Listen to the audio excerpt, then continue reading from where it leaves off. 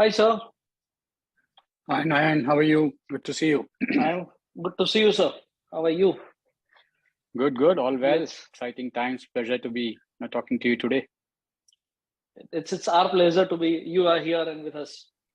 So I will just wait for a couple of minutes to more audience to join, and we'll start around five or something, so that let Okay. larger audience be there. Sure.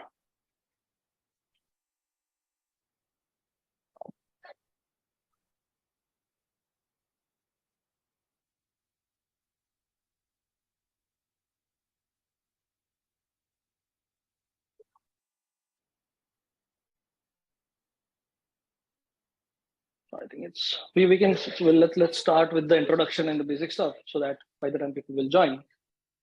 So hi, sir. Mm-hmm. I been waited since long to be with the webinar with you, because the knowledge which you share it with us and to the larger audience, that will be amazing to see. And your perspective about the logistic and the tech is something everybody wanted to explore. And obviously the year is about to end and the new year is about to begin, so everybody wanted to plan their strategies. They wanted to work around on the product revamping, and obviously logistics comes as a core offerings there, so they also wanted to plan their logistic as well. So Mm-hmm. this is a good time to be around and address the audience and make them aware about what good strategies or the point of view they can implement in their business, so that they goes to the next level of the business or the next horizon which they wanted to achieve it. Sure. My pleasure, Nayan. Thanks for having me here. Great. And I equally look forward to learning from the interaction and from the questions and stuff like that. So excited to be here, and once again, thanks for the opportunity. Yeah. And for the audience, let me just introduce you, because Ganesh here is the logistic tech leader. He is into industry from quite some time. I think 2 decades is something what I've been known that he's there in the industry.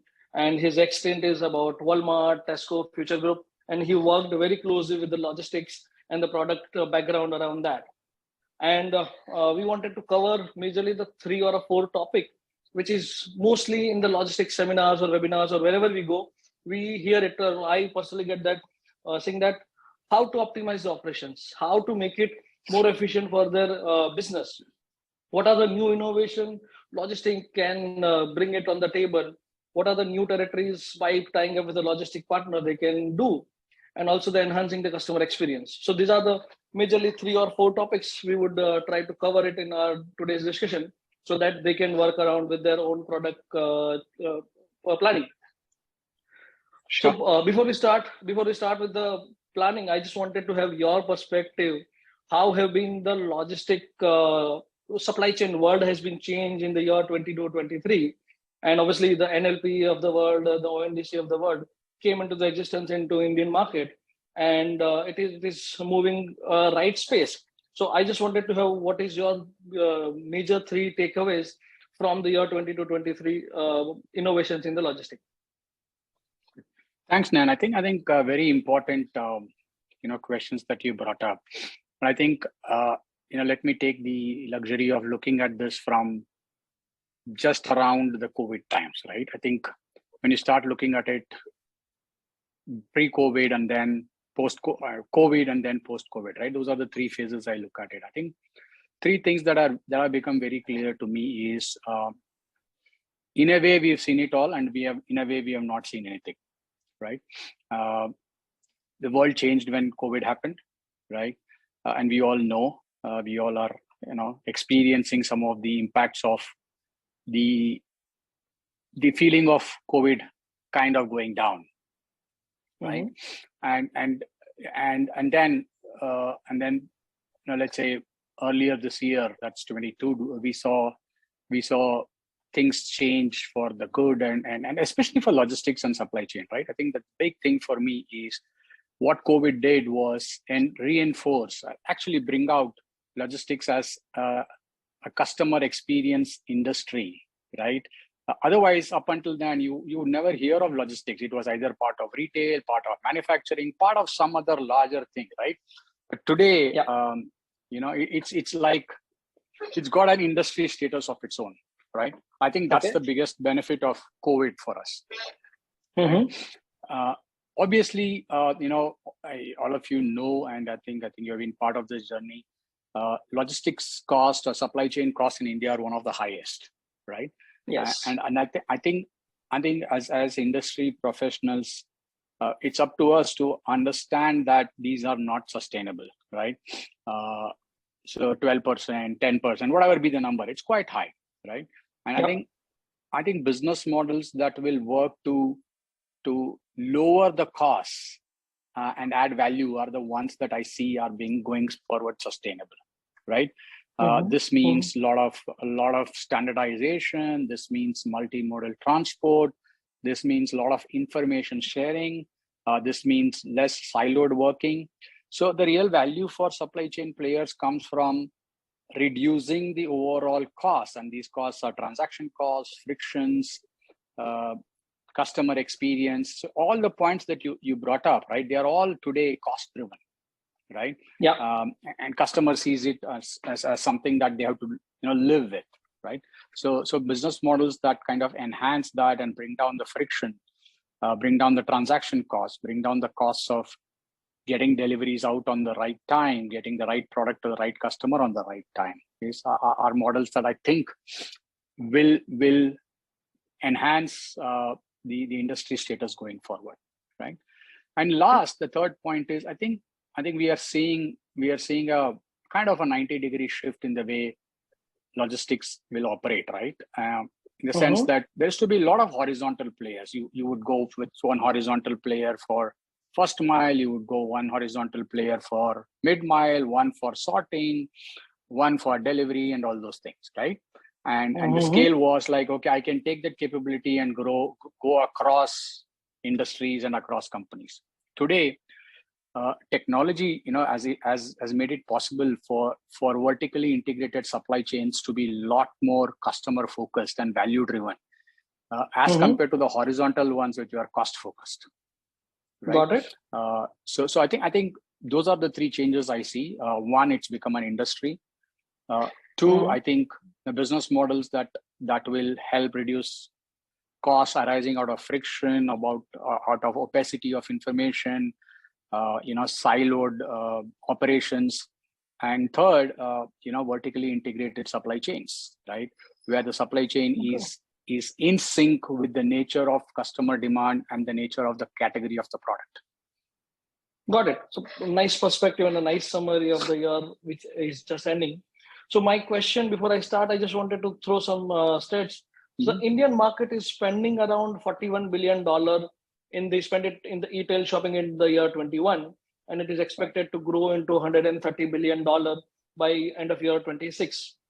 So obviously, e-commerce industry is going to just grow deeper, and internet penetration has made it possible. And as you rightly said, COVID has accelerated the growth.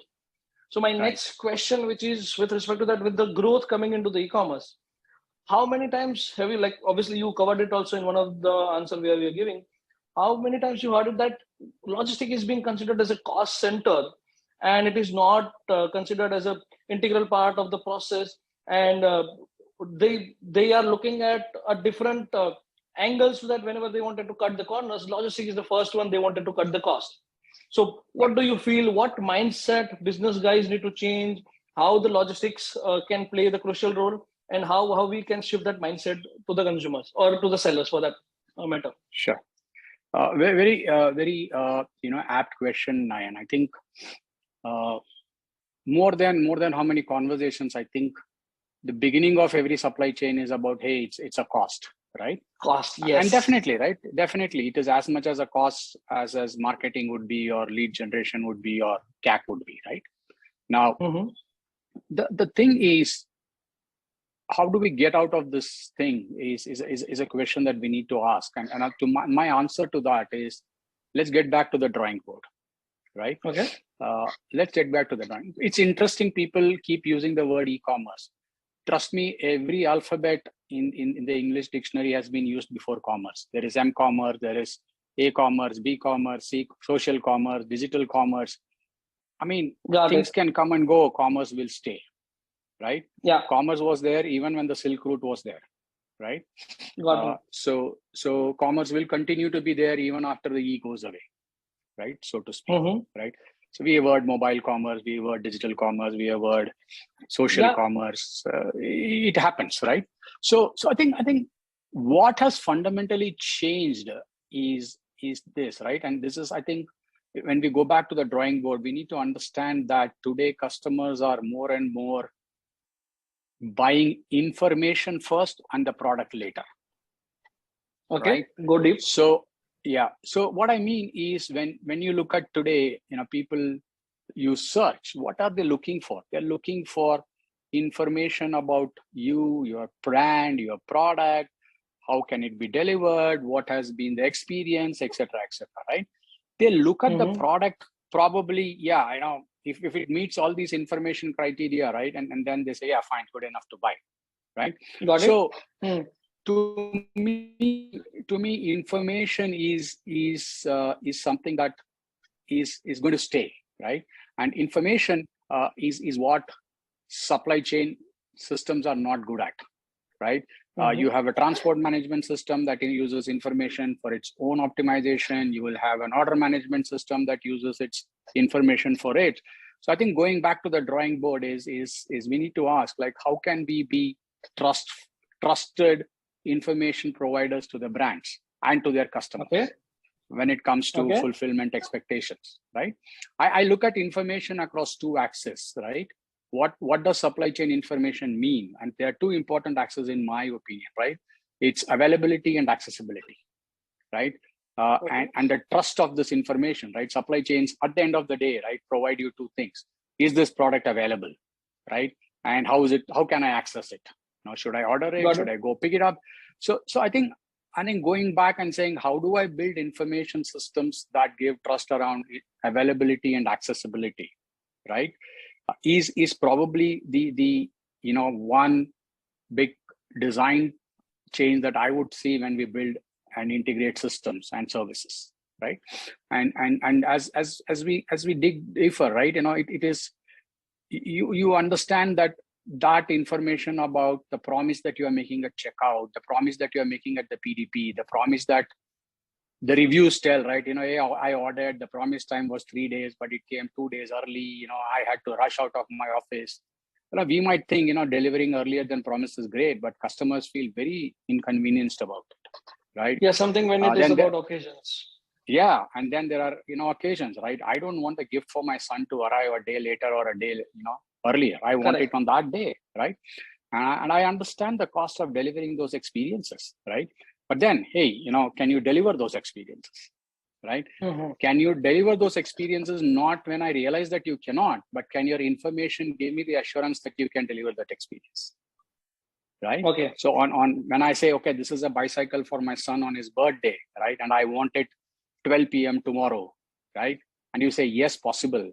That means it is possible, right? Got it. So the information will flow accordingly. Correct. I make my decision based on what you show me there, right? So I think that is where supply chains need to start, supply chain service providers need to start rethinking, right? They are as much as an information-driven industry right now as would be anything, right? So, and that's where you can look at the role of tech, software, hardware, robotics, etc., right? The question is don't put the cart before the horse, right? Understand that you are in the information business, right? Customers today and going forward are going to make decisions based on the information, the authenticity of the information, and information drives trust. Interesting point. Yeah. So that's when you improve the better experience, like you said it, and people will be okay to pay for that experience. I agree. And now you see the market has penetrated well. People wanted to buy experience rather than the product. So they wanted to have a good experience while they are buying it. They are okay to spend a little bit extra here and there, but what they need is a seamless product. There is no damage happens in transit, or there is no issues happens, or I do not need to track it multiple stuff in the transit, is what they are looking at. And that's we call it as an experience to the end user and to the sellers. It's very funny you say that, right? Every time I order and I start getting updates, hey, your order has been picked. Like, I don't need to know your kitchen. All I need to know is you are delivering it the time you promised, right? Yes, I don't need. I mean, yeah. I mean, you can tell me in the name of transparency. That's fine. But yeah, having after done all these things, you don't deliver on time. I'm like, okay, this is information overload for me, right? Why am I tracking? So yeah. there If are a you're lot not of things delivering that, your promise, it happens. yeah, absolutely, right. And today, let's say we are on this conversation, right? And suddenly, a delivery person calls me, sir, where is your location? It's not right. I mean, in this day and age, you have to call me to figure out where my location is. I'm sorry, right? Hmm. Not done, right? So I think there is lots that I think we can do. But yeah, I thought it's a good point that you brought out, saying that uh, transparency, yes, is needed, but it all has to begin with the trust, Yeah, right? obviously the information, trust, and then the transparency come into the picture as in sequence. Okay, I'll go further. And with the growing need of omnichannel, because if we see a level when e-commerce business grow, they are looking for the omnichannel marketing and the strategies, and the consumer missing the good retail experience, which they used to have it earlier. Do you think logistic company can not be the profit, can be the profit center as well as the experience center for all the consumer? Like what we speak just now, it's an extension to that. How we can give the experience of retail with a logistic company or the logistic supply chain solution? Very, very, very, very, pertinent question, Nayan. I think I have a very simple answer, right? I think is this right? I think it's exciting times because as fulfillment service providers, right? Uh, we need to start with the end in mind, right? The Yeah. traditional supply chain has started inside out, right? Okay. We need to start outside in, like, so the journey is goods to order, right? As in Hindi we say maal aata hai fir customer ko order hota hai, right? But Hmm. the traditional supply chain has been like 90% of the journey of the supply chain is about the goods. Only 10% or 15% is about the order, right? Yeah. We need to work back. We need to reimagine the goods to order journey, starting with the customer order in mind, Okay. right? So begin with the order and then work back and say, what's the best way to get these goods if these are the kinds of order that I am getting, right? Okay. For example, let's say you are a fresh food provider, right? And you know that your customers end up usually ordering at the nth minute. That's your customer profile. So you work back your supply chain for that, right? Or you are an health food provider, right? And your customer behavior is like beginning of every month, you'll get a bunch of orders, subscription based for that month.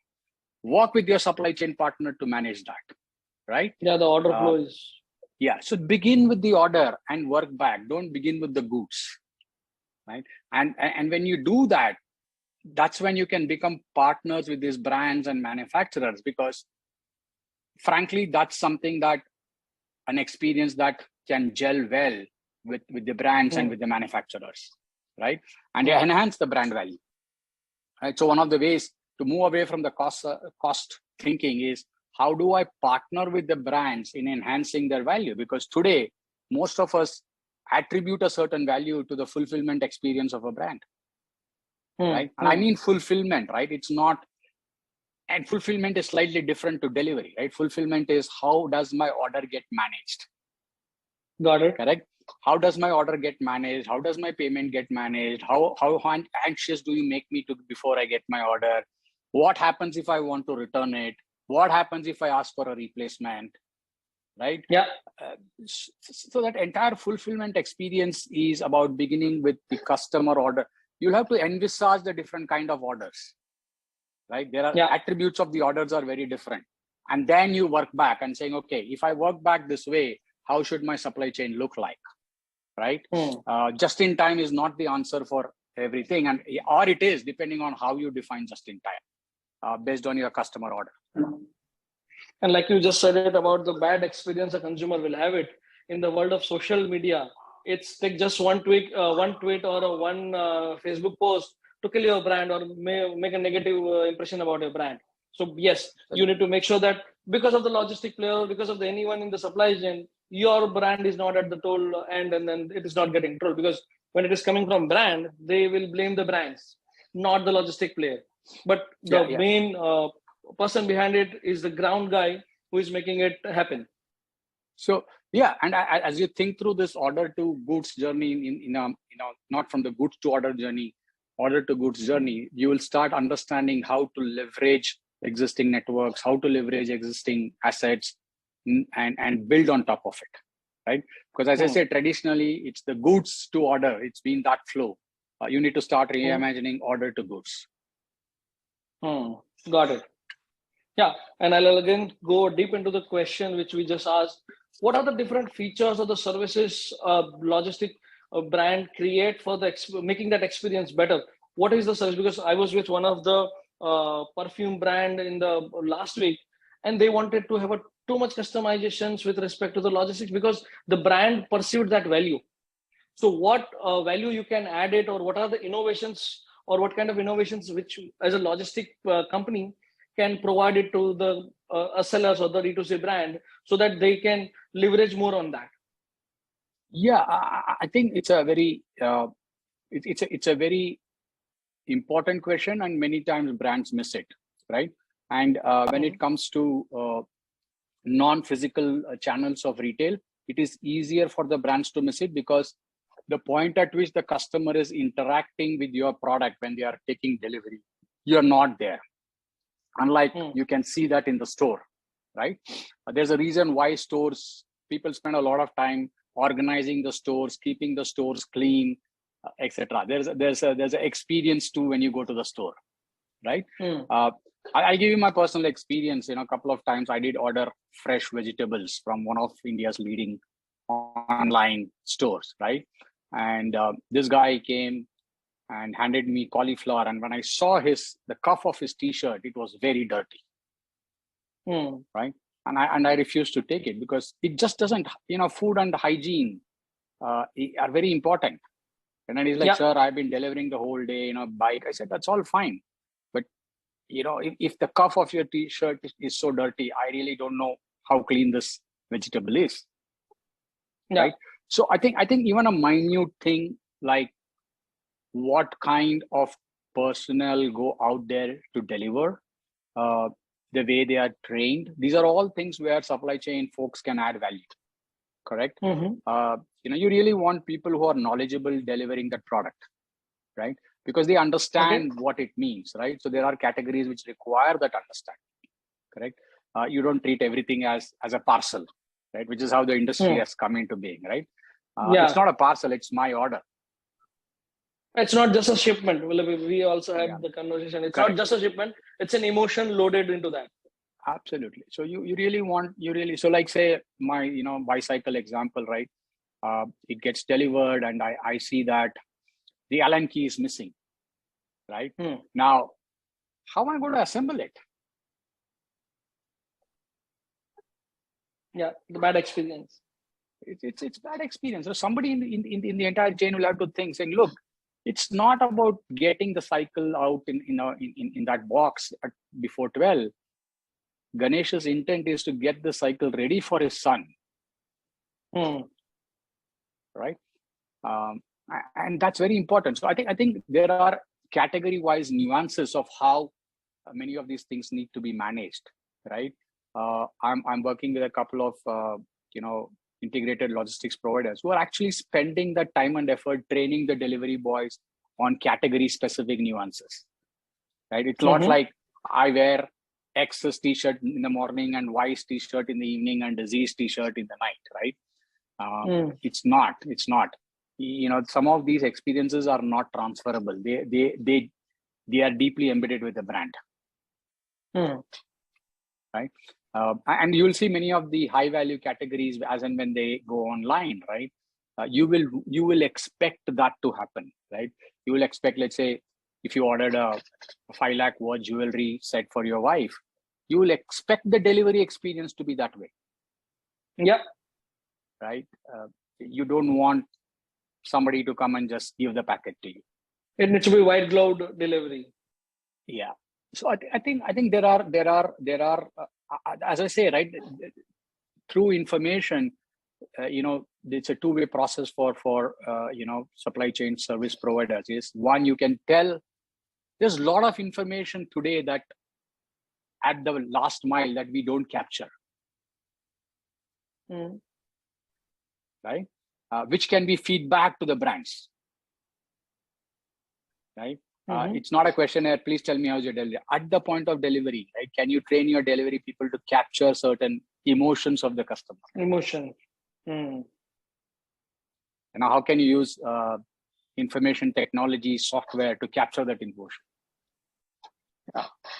So that was about my next question with respect to the innovation. But before we start, also like what you said it about the experience and the different thing, I see the logistic landscape is getting changed, and it will evolve around three major is what we are seeing. One is experience. Obviously, everybody needs to work with the right experience. The different experiments which everybody needs to do, as a logistic company needs to do about their services, and the efficiency. So the three each is which we will be focusing on, or every logistic company will focus in on about, is the efficiency, experience, and the experiment in their services. That will drive the business to the next level. And we are discussing on the innovations, you must be flooded with the emails, or you must be flooded with the all the blogs about AI, ML, now this chat GPT, even the drones. How do you see all this will revolutionize this entire supply chain? And what do you think is it's a faster, how fast is the AI or the ML will take logistic penetrations, and how does that it is evolving in the time? What how soon we will see the AI enabled logistics, or what not in the logistics segments? So what is your point of view on that? Great. I think, and it's very, it's probably coincidental that we're talking about this before news became viral. Okay. Right. Yeah. So I think my personal opinion, we have sleepwalked into what AI can do, right?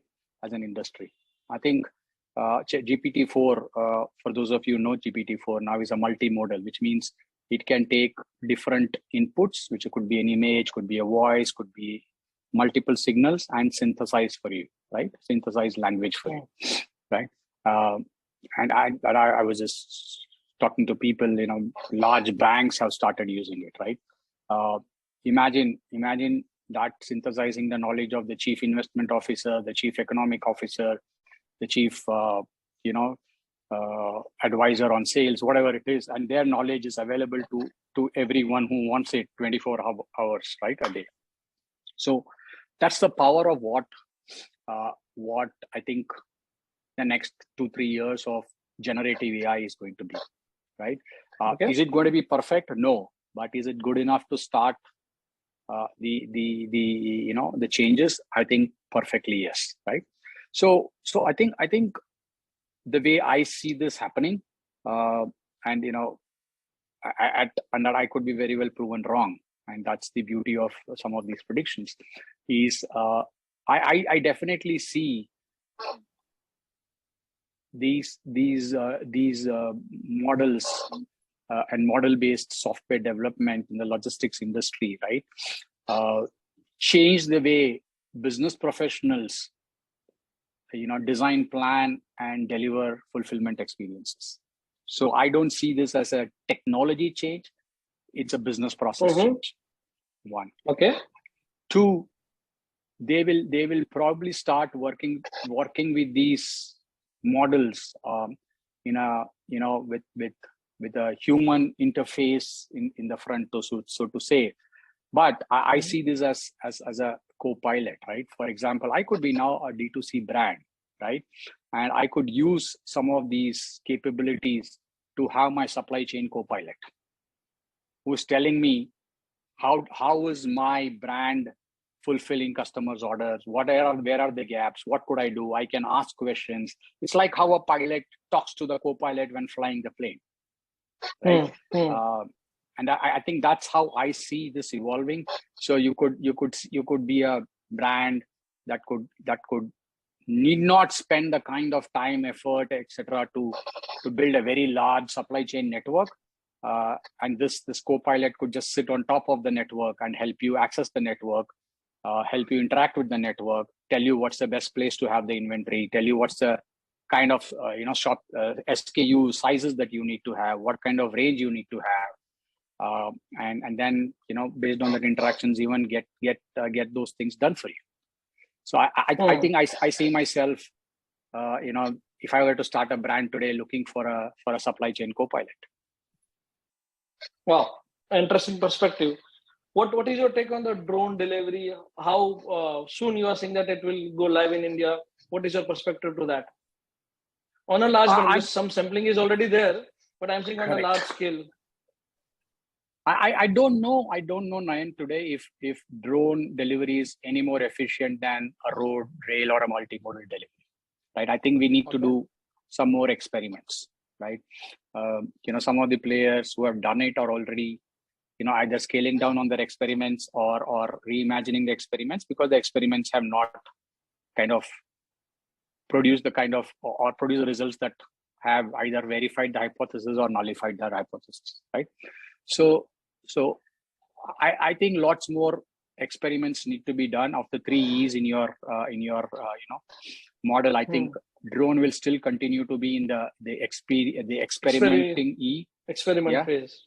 Yeah. And I think we'll have to find the answers out as to how drones will start helping us. And the objective is basically, can faster deliveries be done at a lower cost? Can you avoid traffics? Can your deliveries become more predictable? Yeah, they're all great questions that can be answered, but then where is the infrastructure to do it, right? Yeah. How do you work in dense areas? How do you work in areas where, you are in Mumbai, some of these apartments, they don't even have outside facing balconies or whatnot, right? Where will the drone land? Right. So I think lots more need to be done. But I think us going back about 20-30 years ago, right, where inventory used to be mobile, right? These people who used to come on the cycle and come to your neighborhood and sell, whether it's vegetables, even I remember my parents or my mother buying sari from the guy who would get sari at home, right? Never walked into a sari shop, right? It's just in the last few years. So I think I see stores on wheels coming up pretty soon in India, right? Okay. It was always there. For some reason, the last 20 years, it kind of gone down, but I think it will come back. Inventory can keep moving, right? And once the inventory moves, you can choose to deliver it from the closest point at which the inventory is there when the order comes in, right? Got it. So I think store on wheels is a I think the dark store concepts will extend, right? So it will start getting closer and closer to the neighborhoods, and then you're going to say, then what will happen? It will be on the wheels. Now, whether it will be on 3 wheels, 4 wheels, we can figure that out. That's a subjective, right? Yeah. So I think what that also does is changes the delivery business model a lot. Today, delivery business model is all about delivering the order, right?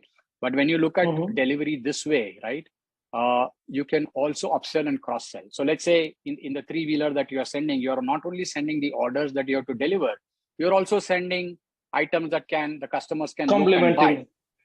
Yeah, upsell, cross sell, right? So in that way, you are, that delivery cost is not pure delivery. It's a cost for upsell, cross sell, marketing. Right. So, and that's how traditional delivery has always been in India, right? The guys will, if you remember, right, when they come to your house, they will never go away with giving you what you want. They'll also give you more than that, right? And that's just the area that I think many of the delivery organizations, I think, should look at upskilling their delivery folks. What can you upsell, cross sell? Right? Today, you're just like a postman, right? Just deliver and come off, right? But one of the points that, to your point, is how do we become more a experience center and a profit center? Is how do you generate more sales when the guys? And it goes back to the point I was saying: can you capture emotions? Right? I don't know why when the delivery boy comes and many a times I say, okay, hey, I was looking at this. I've never seen a delivery boy pull up and say, yeah, by the way, you can place an order here right next. I can place it for you. Yeah, they are not trained to do so. But yeah, that's the missing piece. Good. So yeah. So again, how do you see the industries going beyond where it is now? So for the D2C brand, obviously to scale it up, they see two areas of the two world. One is obviously they are there in the urban world as of now, but either they will move it to the cross border for the high value and the high profitability, or they go deeper into the Bharat and see what penetration, because the mobile penetration in the rural India is there.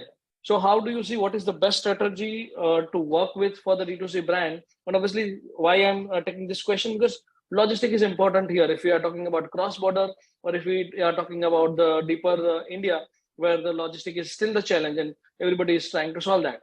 So how do you see which area or which path company should take it for the next growth, and how the logistic will play the crucial role there? Sure. And Nayan, I think you know this better than me, right? People claim India has got about 21,000, 22,000, 23,000 pin codes. So we choose the number, right? Yeah. And after about a couple of decades now, right? E-commerce penetration is about 8,000, 7,000 pin codes? Yeah. Roughly, right? So 1/3. Yeah, right? so 1/3, and even the online sale is just a 6% yet in the Indian market or Indian segment. Right. So to me, it's a kind of a no-brainer that logistics and fulfillment experience can take a brands to the remaining 16,000. Right. Now, what got you to the 8,000 is not going to get you to the next 16,000. Got it. Right? Yeah, it's a different world. Yeah, it's a different world. I think that world is getting very ready. Right. Go back to what I said. Don't look at yourself as e-commerce offline. Look at yourself as somebody whose customers are buying your information first and the goods later.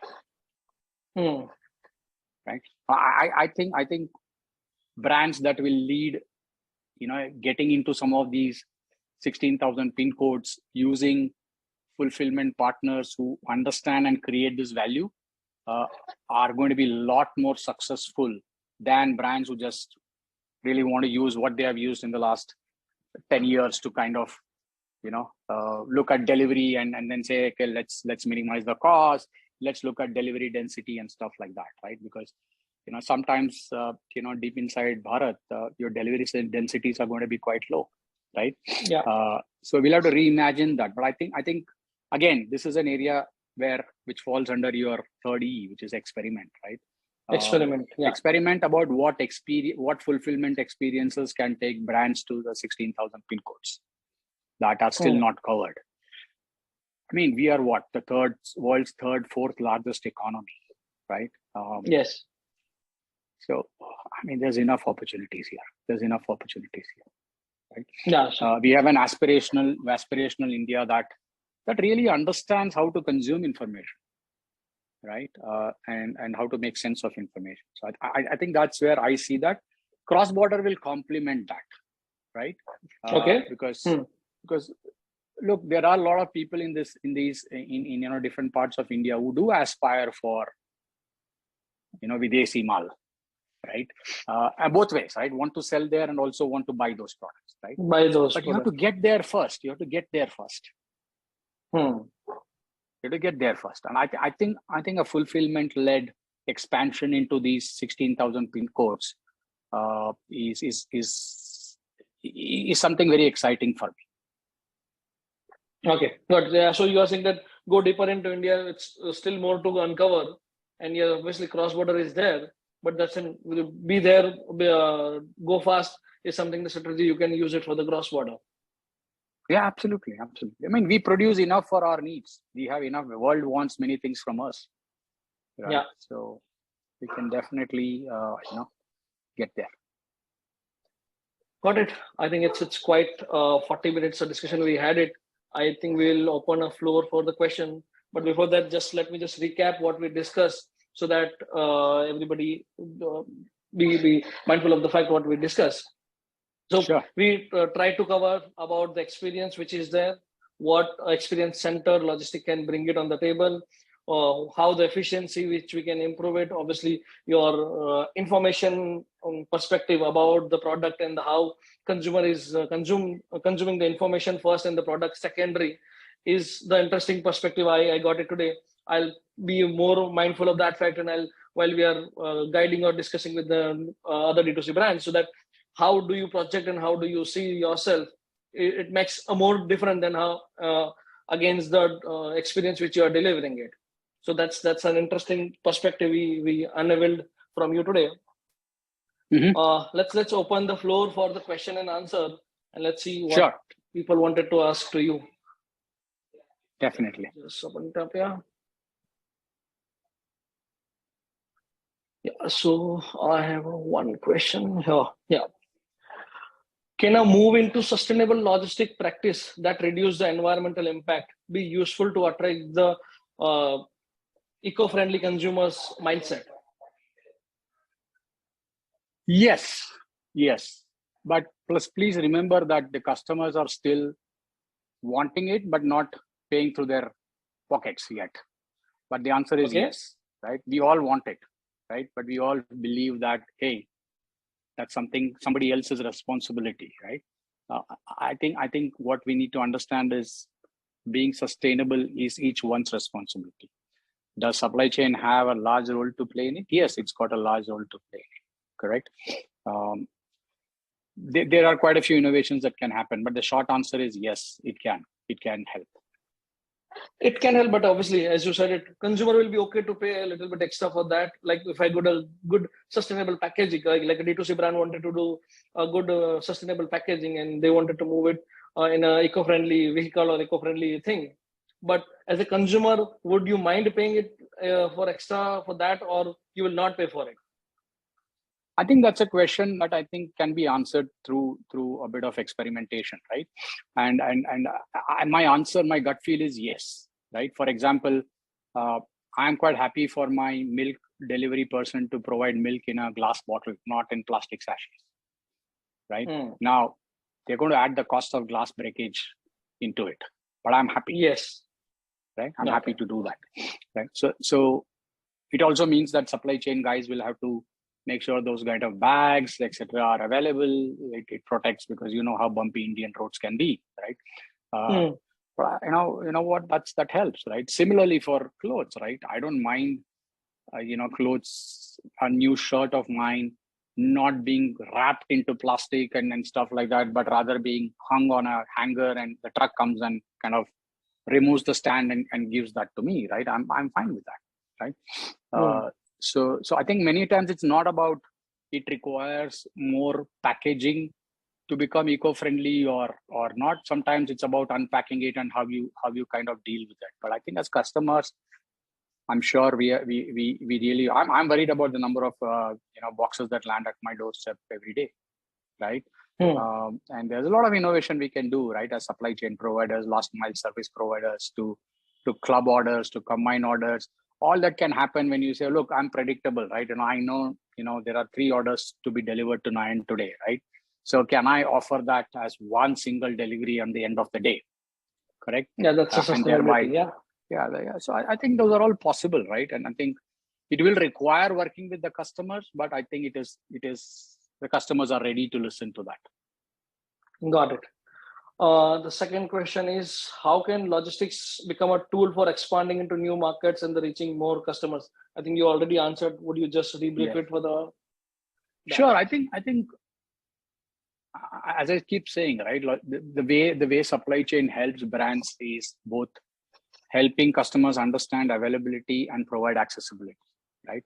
So when you want to enter a market, you really want to be available and you want to be accessible, right?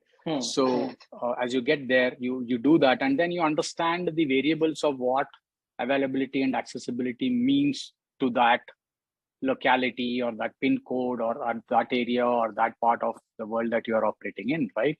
And then you start understanding that and working back from there. So I think there's lots that we can do. There's lots. The thing that I'm a little disappointed with the entire supply chain industry today is that there is so much of data that's generated, but very little that's used, other than the only innovation I have heard in the last few years, and pardon me for my pessimism, is, oh, well, I have a super tracking app, right? It will tell you the track. Well, there's so many other things. There's so many other things that you can do with the amount of data that you're collecting.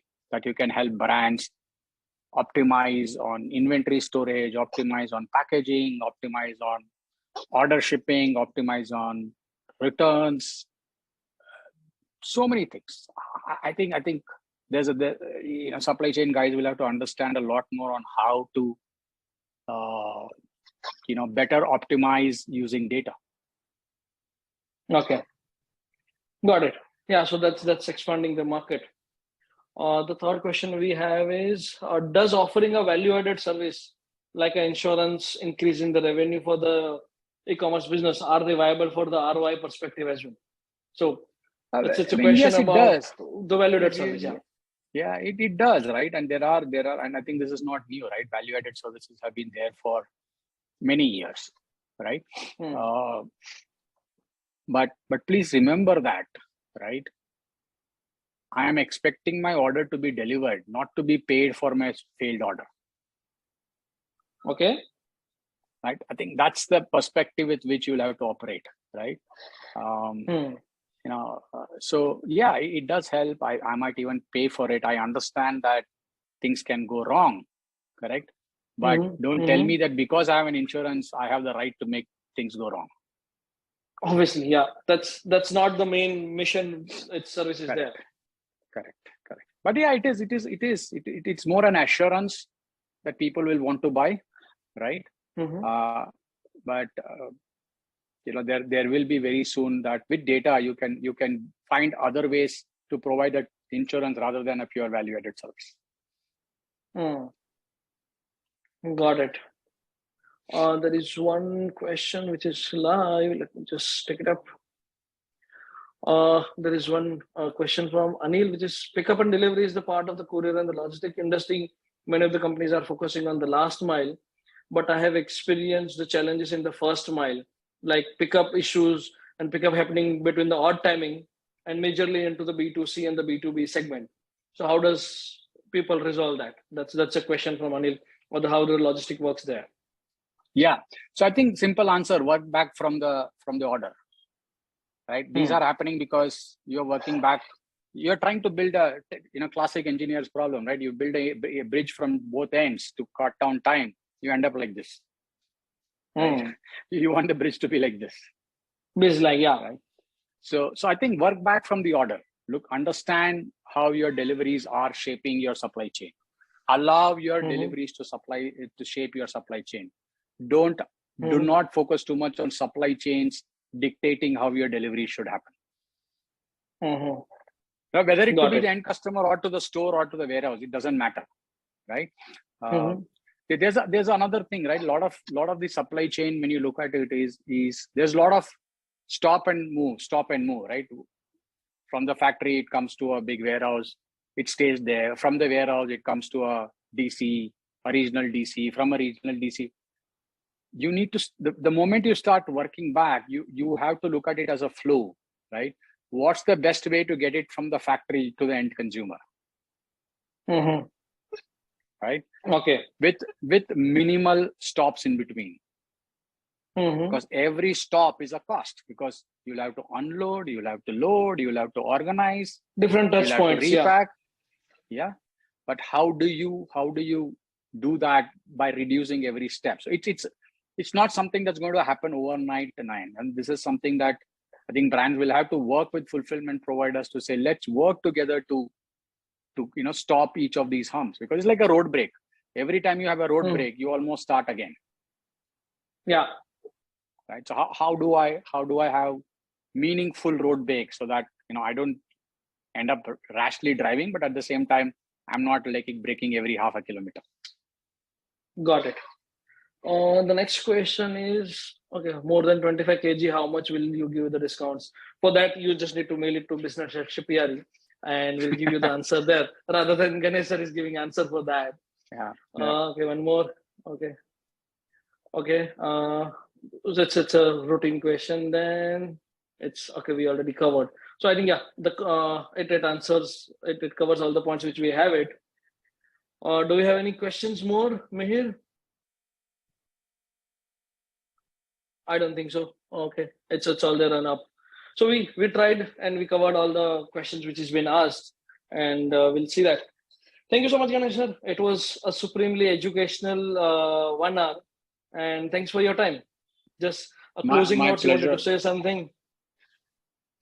No, I think my pleasure, Nayan. I think thanks to you and the Shipyaari team for arranging this. It also tells us, how Shipyaari started thinking about these things. I think for those who are listening to it or will listen to this, right? You want somebody like this to be who's thinking about how to help you create better experiences, right? And I think that's very important. And I think this your set of questions, points, they've come at the right time.